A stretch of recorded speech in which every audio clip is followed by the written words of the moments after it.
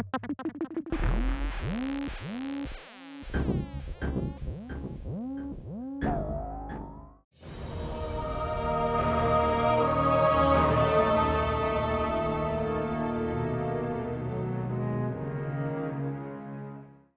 up guys, my name is Blondyeddy, and today, for my Destiny 2 Exotic review, I will be reviewing the Fighting Lion. So, if you've lived under a rock for the past month and a half, and you haven't really looked up too much about the game, you like to learn things on your own, and you haven't gotten the Fighting Lion up until just now and Zer gave it away, then you may not realize, or you may realize, that it is possibly, according to the community, you know, just a couple people, that it may be Destiny's, or Destiny 2 at least's worst exotic ever.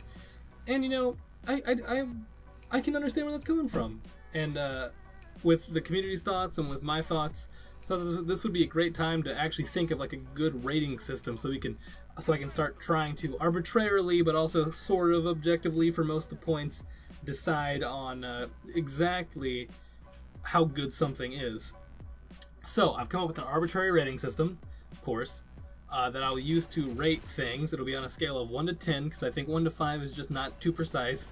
And the categories of these are appearance, which is personal preference, so I know that's not arbitrary and objective or subjective, you know.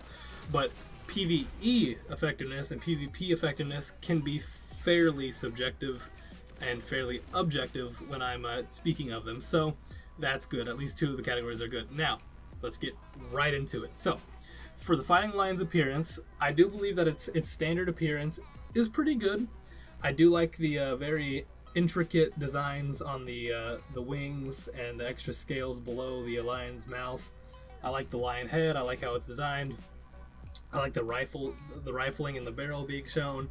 I like just the overall design of it, and I kind of like the color scheme being silver and this brass, like a muted brass color. I don't know what that's called, like beige chrome. And then I like the grip being just textured rubber. I think with its alternate color scheme, it looks amazing. I really like the Asian influence in the color scheme. It kind of looks like it has Asian influence anyways, but then when it gets the new color scheme, it's definitely Chinese, and it looks really nice. I like the nice saturated green, and I like the muted reddish browns. I just really like that, and I think overall for its appearance, which is probably going to be its best score overall, I give it a 7.5 out of 10. Now, let's get into the more important things, which are its PvE effectiveness and its PvP effectiveness. Now, with PvE effectiveness, this is going to be a very short one because there's not much to say. Use any other grenade launcher in the heavy slot, and use any other secondary that you want. If you want to use this, if it's your first exotic and you want to use it, go ahead. I recommend you even use the Prospector over it, because I actually like the Prospector. It's actually useful most of the time in PvE, and it fulfills what the Fighting Lion does, but it's just a heavy, so you have to get ammo. But in PvE, heavy ammo in most situations, except for maybe Prestigious Nightfall, sometimes, and the raid aren't too big of an issue. Most of the time, you'll have heavy ammo. Now, another reason why I say don't use it is because there's just so many secondaries that are better. Use the Cold Heart, use the Sunshot, use the Risk Runner, use the Graviton Lance. Any of those are better than the Fighting Lion, and the Graviton Lance is probably, in my opinion, one of the worst exotics, but it's still pretty good. It's just one of the worst exotics for secondary, but just use any of those. Or just use anything instead of it in the secondary slot. I think for its overall PvE effectiveness, I would say it gets a pathetic 3 out of 10. Because you can still kill things with it that are weaker, and it does have a lot of ammo, kind of, but it also only shoots once, and then you gotta reload, which makes it kind of useless considering the damage it does. In PvE anyways.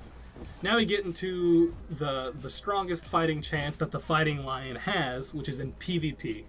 So in PvP, the Fighting Lion is this interesting situation where it's not close to being overpowered. It's borderline good if you use it correctly, but if you just use it like you would try and use a regular grenade launcher, I would say at best it gets a 4. But if you use it what I consider correctly and what I've seen videos of other people using it for, use it as your secondary, obviously, and then run either a pulse rifle or possibly a scout rifle or an auto rifle, not so much hand cannon because this is Crucible, and for some reason, for me anyways, Crucible hand cannons don't feel as good. But run one of those, and then as soon as you hit someone with the grenade, instantly switch and finish them off. And what you're doing here is because the gun does more damage to things that have shields, you can drop or almost drop someone's shield with a direct or close hit with the fighting line, and then now you only need to two burst them with the pulse rifle, or just really quickly finish them off with a scout rifle or a assault rifle. And this is important because even people with increased recovery, they're not going to be able to recover fast enough to deal with the just instant damage it has. Along with the fact that if someone's already damaged or their shield's already gone, I'm pretty sure in my experience that you can still one-shot them with a grenade. And this all just kind of adds up to this interesting situation where the fighting line gets placed in this not garbage tier and not OP tier slot. And because there's things like the Mida right now that are super overpowered in Crucible that you want to run instead of the Fighting Lion, I would recommend still not using it. But if you can use it effectively, I would say the Fighting Lion gets a 6 out of 10. So, those are all of those. That's my critique of its appearance, its PvE effectiveness, and its PvP effectiveness. Now let's go into some general thoughts. And this general thoughts section, I'm going to include its perks and just my final closing thoughts on it. So, it's got delayed gratification. That's its exotic intrinsic perk. That just basically means it's delayed blow up. You can shoot it, hold the trigger, and then release it when you want to blow it up. Countermass, so it's vertical recoil and it increases stability and handling speed. Implosion rounds mean that it's got a tiny explosion radius, so it really increases that skill gap of the players that can hit the grenades and not hit the grenades. Thin the herd means direct hits with the weapon do more damage to shielded enemies, which is why it's good in PvP, because you can drop someone's shields pretty quickly and then switch over to your primary. And then short action stock makes it so it's easy to grip and greatly increases handling speed. And for my general thoughts, I just think it's an interesting weapon. Don't use it in PvE.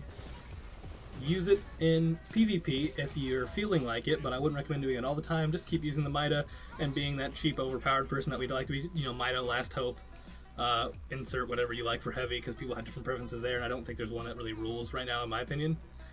Yeah, just basically, it's up to you.